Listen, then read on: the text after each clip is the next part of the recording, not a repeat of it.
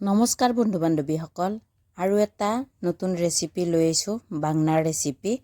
আৰু বহুত দিন হ'ল জুবিন দা যিহেতু আমাৰ মাজত নাই, সেইকাৰণে আমাৰ মনটো বহুত বেয়া হৈ আছে। সেইকাৰণে বহুত দিন হ'ল ভিডিঅ' দিয়া নাই, আজি 5-6 দিনমান হৈয়ে গ'ল। তাৰপাছত নতুন কৰি এটা ৰেচিপি আপোনালোকৰ মাজত আনিছোঁ, আৰু ৰেচিপিটো কেনেকৈ বনাওঁ আপোনালোকক সম্পূৰ্ণ কৰি দেখাওঁ। কেতিয়াবা খাব মন গ'লে এনেকৈ খাব পাৰিব, মন একদমেই বেয়া। প্ৰথমতে এই বাংনাকেইটা অলপমান আগেতা কৰি ধুই লৈছোঁ, অলপমান পানী যোৱাক লিগান। পানী নাই মানে একদম ধুনীয়া কৰি ধুই লৈছোঁ, আৰু বাংনাকেইটা এনেকৈ মাজেদি ফালি দিছোঁ যাতে ভালকৈ সিজি যায়, বা কিবা পোকা চকা আছে নে চাব পাৰোঁ। আৰু দেখিছেনে, এটা ধুনীয়া ওলাল, তাৰপিছত এটা বেয়া ওলাল। সেইকাৰণে বাংনাকেইটা ফালি ফালি চাইছোঁ, গোটা কৰিয়ে বনাম মই এনেকৈ।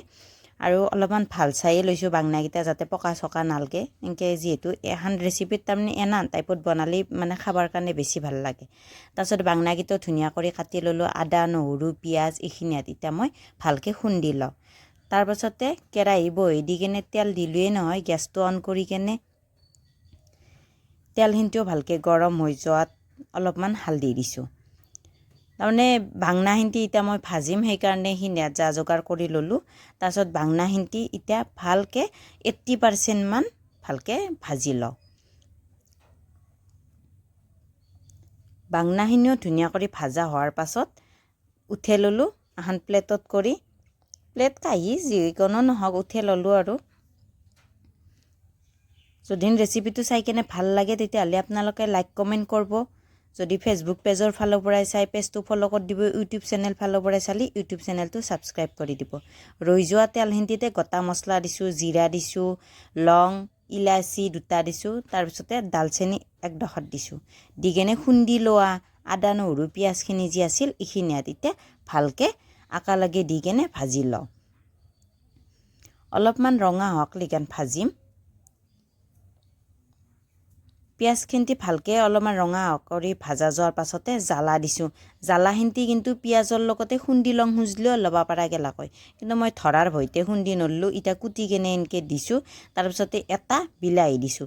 বিলাহীখিনিও মিক্সিত মানে মিক্সি গ্ৰাইণ্ডাৰত যদি আপোনালোকে যদি পিহি লওঁ খুজি লয় তেতিয়াহ'লে পিহি ল'ব পাৰি লয়, কিন্তু মই নললোঁ, অলপমান গোটা গোটা কৰি ৰাখছোঁ। আৰু তাৰপিছতে হালধি দিলোঁ, নিমখ দিলোঁ, অলপমান ৰঙা গুড়া দিছোঁ। দি কেনে এইখিনিতো ধুনীয়া কৰি বিলাহীখিনি গলি যোৱাক লিগান ভাজি ল'ম।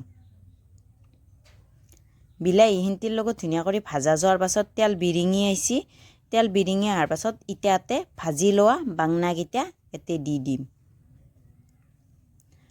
লগতে 1 চামুচ গোটা মছলাৰে মানে গুড়া কৰি ৰাখিছিলোঁ ঘৰতে, গৰম মছলা, আৰু সেইখিনি ইয়াত দিছোঁ। 1 চামুচমান জোখত দিছোঁ, যাতে গোন্ধটো ভাল আহে, অলপমান মাংস টাইপৰ আহে, আৰু সেইকাৰণে এনেকৈ দিছোঁ। এইখিনি ইয়াত অপশ্যনেল হয়, নেদিলেও নেদবা পাৰে গৰম মছলাখিনি।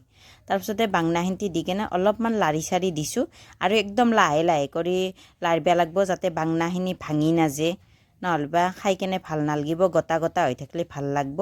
অলপমান ভাজি লোৱাৰ পাছত 1 কাপ এই চাহ হোৱা কাপেদি 1 কাপ পানী দিছোঁ।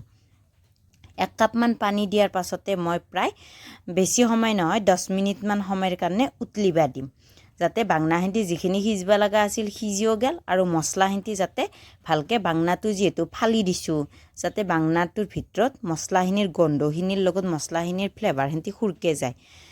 10 মিনিটমান হৈ যোৱাৰ পাছত এতিয়া মই ধনিয়া কাটি দিছোঁ। একেদিনটো আৰু ধনিয়া ওলচিয়ে খাবৰ কাৰণেতো আঞ্জা চব সোৱাদে লাগিব। ঠাণ্ডাৰ দিন এটা ফিলিংছ আহিছে।